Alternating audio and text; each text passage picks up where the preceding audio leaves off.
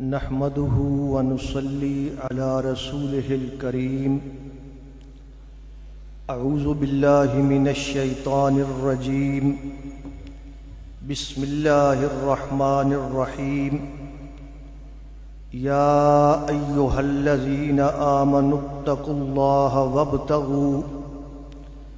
وابتغوا إليه الوسيلة وجاهدوا في سبيله لعلكم تفلحون. صدق الله العظيم. اللہ تبارک و تعالی کی حمد و ثنا اور پیغمبر علیہ الصلاۃ والسلام پر درود و سلام کے بعد سب سے پہلے میں شہزادہ اشاعت حضرت مولانا سید شفاء اللہ شاہ صاحب بخاری مد ظلہ العالی ان کو اور ان کے تمام رفقائے کرام کو، نوجوانان توحید و سنت کو دل کی اتھاہ گہرائیوں سے اتنا خوبصورت اور شاندار اجتماع منعقد کرنے پر مبارکباد عرض کرتا ہوں۔ میری دعا ہے کہ اللہ تبارک و تعالی اس اجتماع کو ہمیشہ قائم اور دائم رکھے۔ آج کی اس محفل میں گفتگو کرنے کے لیے مجھے جو عنوان دیا گیا ہے وہ ہے وسیلہ کیا ہے، اور میں انتہائی مختصر وقت میں اپنی گفتگو ختم کرنے کی کوشش کروں گا۔ وسیلہ یہ اردو زبان میں بھی استعمال ہوتا ہے اور عربی زبان کے اندر بھی۔ اردو میں اس کو ذریعہ کے معنی میں لیا جاتا ہے، جبکہ عربی میں اس کا معنی ہے التوسل الی الشیء برغبۃ، کہ کسی چیز کو محبت کے ساتھ اسے حاصل کرنا اور اس کا تقرب پانا۔ توسل الیہ مطلب کیا ہے؟ تقرب الیہ۔ اسی طرح وسیلہ کا ایک معنی یہ بھی ہے جو پیغمبر علیہ الصلاۃ والسلام نے بیان فرمایا کہ یہ جنت کا انتہائی اعلیٰ مقام ہے، قرب الہی کا ایک بہت بڑا بلند و بالا مقام ہے جو جنت الفردوس سے بھی بلند تر ہے۔ پیغمبر علیہ الصلاۃ والسلام نے ارشاد فرمایا کہ اذان کے بعد درود شریف پڑھ کر ثم صلی اللہ علیہ الوسیلہ فإنها منزلۃ فی الجنہ، میرے لیے اللہ سے وسیلہ کی دعا کیا کرو۔ اور آپ نے ارشاد فرمایا کہ یہ مقام خاص صرف ایک بندے کو ملے گا، وَأَرْجُو أَنْ أَكُونَ هُوَ، اور مجھے امید ہے کہ وہ ایک بندہ میں ہی ہوں گا۔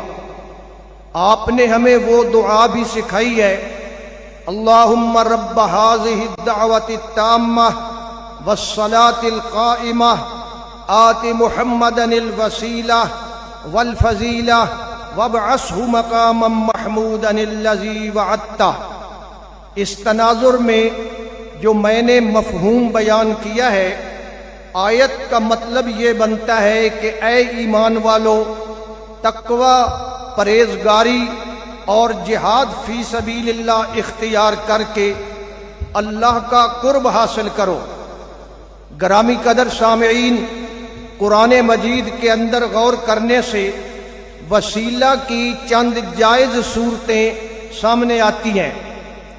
پہلا وسیلہ ہے صفات الہی اور اسماء حسنہ کا وسیلہ، یعنی اللہ تبارک و تعالی کی صفات بیان کر کے، اسماء حسنہ بیان کر کے اپنی دعا مانگنا۔ اللہ تبارک و تعالی نے اس کا حکم خود ارشاد فرمایا ہے، وَلِلَّهِ الْأَسْمَاءُ الْحُسْنَى فَادْعُوهُ بِهَا۔ دوسرا وسیلہ ہے اعمال صالحہ کا وسیلہ، یعنی اللہ تبارک و تعالی کے سامنے اپنے اعمال صالحہ پیش کر کے دعا مانگنا، جیسا کہ قرآن مجید میں ایک دعا مذکور ہے، ربنا فاغفر لنا ذنوبنا وکفر عنا سیئاتنا وتوفنا مع الابرار۔ اس دعا سے پہلے اللہ تبارک و تعالی نے ہمیں یہ سبق دیا ہے کہ ہم اپنے ایمان اور اعمال کا بیان کرتے ہوئے یہ عرض کریں کہ ربنا اننا سمعنا منادیا ینادی للایمان ان آمنوا بربکم فآمنا۔ اسی طرح حدیث پاک کے اندر پیغمبر علیہ الصلوۃ والسلام نے ان 3 آدمیوں کا واقعہ بیان فرمایا جو ایک غار میں پھنس گئے تھے، پھر انہوں نے فیصلہ کیا ادعوا اللہ بافضل عمل عملتموہ، کہ اب اپنا کوئی عمل اللہ کے ہاں پیش کرو۔ پھر انہوں نے اپنے اپنے اعمال پیش کرتے ہوئے اللہ کے حضور عرض کیا، اللہم ان کنت تعلم انی فعلت ذلک ابتغاء وجہک فافرج عنا فرجتا۔ یہ دعا مانگنے کے بعد اللہ تبارک و تعالی نے ان کی مشکل حل فرما دی۔ ایک اور وسیلہ ہے، وہ ہے درود پاک پڑھنا اور اس کے ساتھ دعا مانگنا۔ آپ جانتے ہیں درود پاک ایک ایسی دعا ہے جو اللہ کے ہاں قبول ہی قبول ہے، اور جب اس دعا کے ساتھ اپنی دعا ملائی جاتی ہے، اللہ تبارک و تعالی اپنے فضل و کرم سے وہ دعا بھی قبول فرما لیتا ہے۔ اسی طرح ایک اور وسیلہ ہے کسی نیک آدمی سے دعا کروانا، یہ بھی وسیلہ کی ایک جائز صورت ہے۔ قرآن و حدیث میں اس کی بہت ساری مثالیں موجود ہیں۔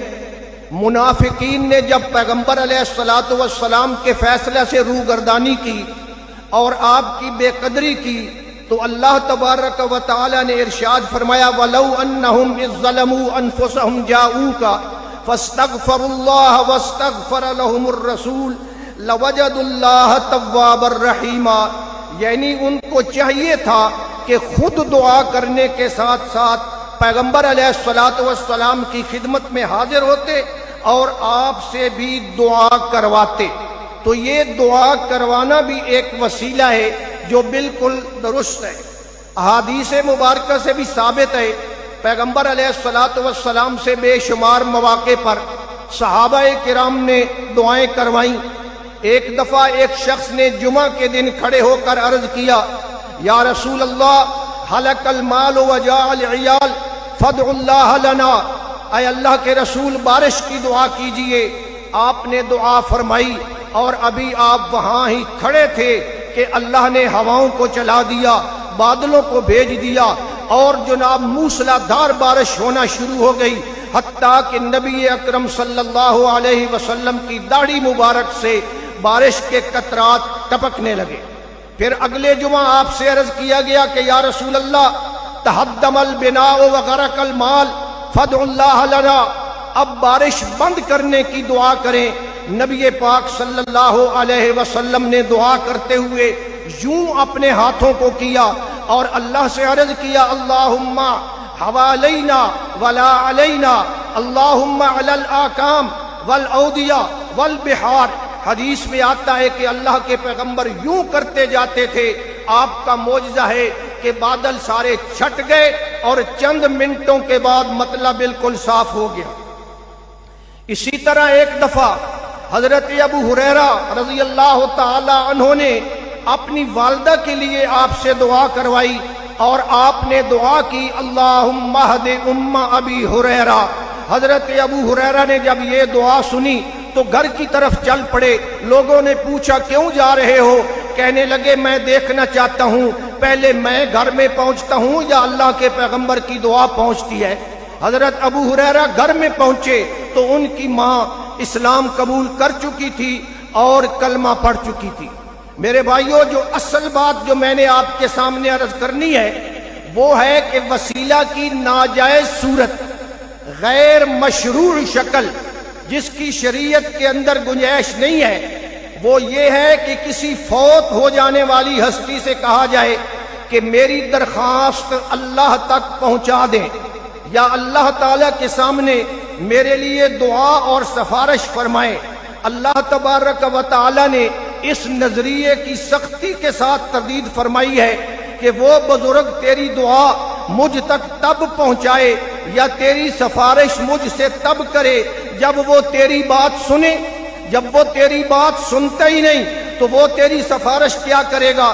اور قرآن مجید کی آیات اس پہ شاہد ہیں، ان تدعوہم لا یسمعوا دعاءکم، ایک جگہ فرمایا وہم عن دعائہم غافلون، ایک مقام پر فرمایا ان کننا عن عبادتکم لغافلین، ایک مقام پر فرمایا اموات غیر احیاء وما یشعرون ایان یبعثون۔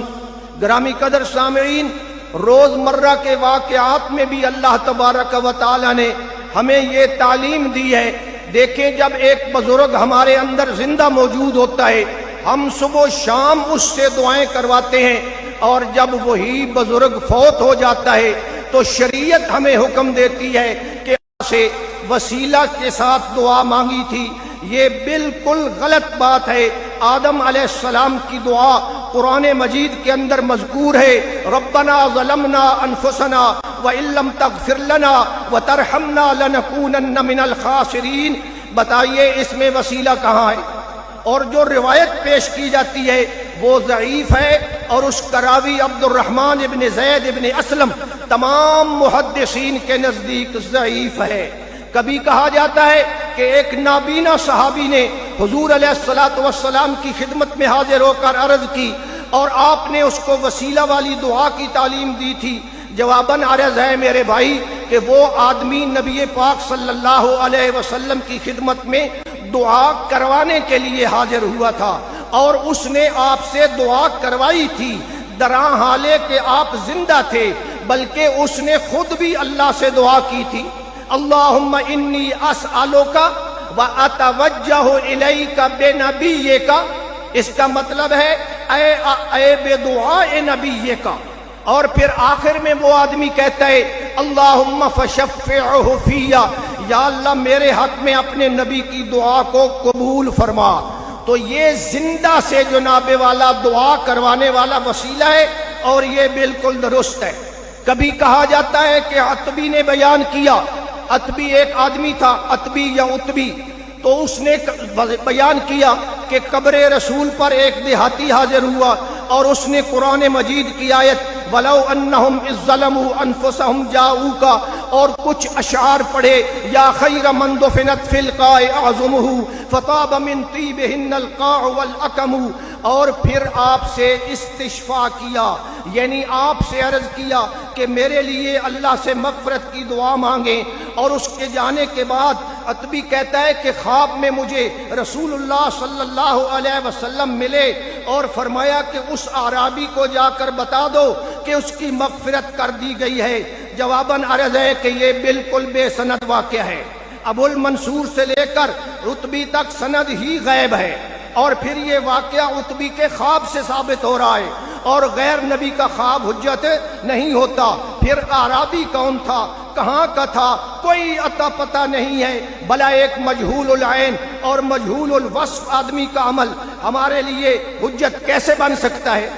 کبھی کہا جاتا ہے کہ سیدنا حضرت علی رضی اللہ تعالیٰ عنہ سے روایت ہے کہ انہوں نے بیان کیا کہ نبی پاک صلی اللہ علیہ وسلم کی تدفین کے تیسرے دن ایک اعرابی آپ کی قبر پر آیا اور گر پڑا اور اپنے سر پر خاک ڈالتے ہوئے قرآن مجید کی آیت وَلَوْ أَنَّهُمْ إِذْ ظَّلَمُوا أَنفُسَهُمْ پڑھی اور آپ سے مغفرت کی دعا کروائی، اور نبی پاک صلی اللہ علیہ وسلم نے قبر سے آواز دی قَدْ غُفِرَ لَكَ۔ جواباً عرض ہے کہ اس حکایت کا راوی حیثم ابن عدی الطائی جھوٹا اور کذاب تھا۔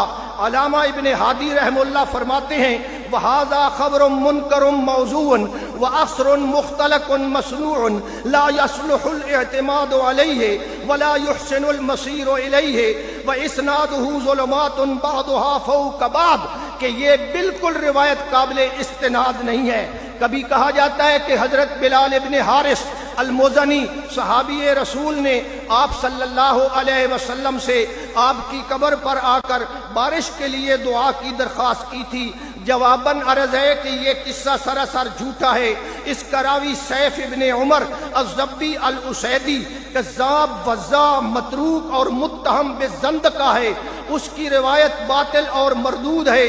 امام عباس ابن یحییٰ نے اسے ضعیفن کہا ہے، امام ابو داود نے اسے لیسا بشیئن کہا ہے، امام ابو حاتم نے اسے متروکن کہا ہے، امام ابن حبان نے اسے متہم بالزندقہ لکھا ہے۔ لہٰذا یہ روایت بھی اس معاملے میں استدلال نہیں بن سکتی، مستدل نہیں بن سکتی۔ اللہ مجھے آپ کو سمجھنے کی توفیق عطا فرمائے۔ وآخر دعوانا ان الحمد للہ رب العالمین۔